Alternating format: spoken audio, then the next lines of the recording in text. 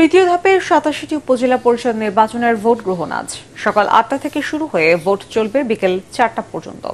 এদিকে ঘূর্ণিঝড় রিমালের ক্ষয়ক্ষতির কারণে এই দফায় স্থগিত করা হয়েছে ২২ উপজেলার ভোট গ্রহণ।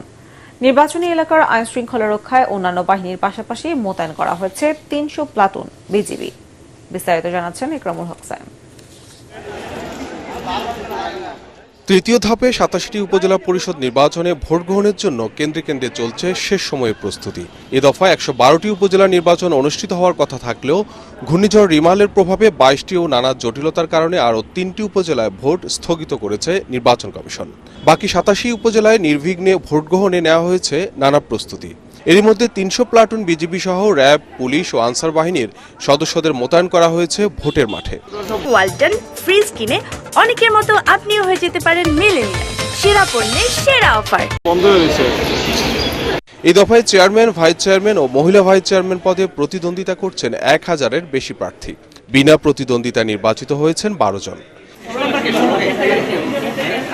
এবারের উপজেলা পরিষদ নির্বাচনের প্রথম দুই দফায় রেকর্ড সংখ্যক কম ছিল ভোটের হার।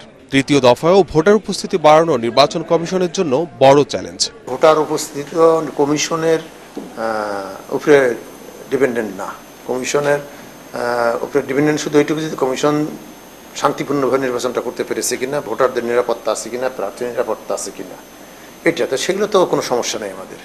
অতএব সেই ক্ষেত্রে আমাদের কারণে, নির্বাচন কমিশনের কারণে তো কোনো ভোটার উপস্থিতি কমছে না। সেখানে যেহেতু আমাদের দেশে আরেকটি রাজনৈতিক দল নির্বাচনে অংশগ্রহণ করছে না, বড় একটা রাজনৈতিক দল, সেজন্য তার একটা প্রভাব আছে।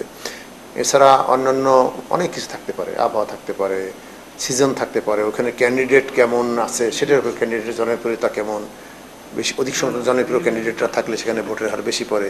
চতুর্থ ও শেষ ধাপের উপজেলা পরিষদ নির্বাচনে ভোট হবে ৫ জুন। স্থগিত হওয়া উপজেলাগুলোতে দ্রুত ভোটের আয়োজন করা হবে বলেও জানিয়েছে কমিশন। ইকরামুল হক সায়েম, এটিএন বাংলা,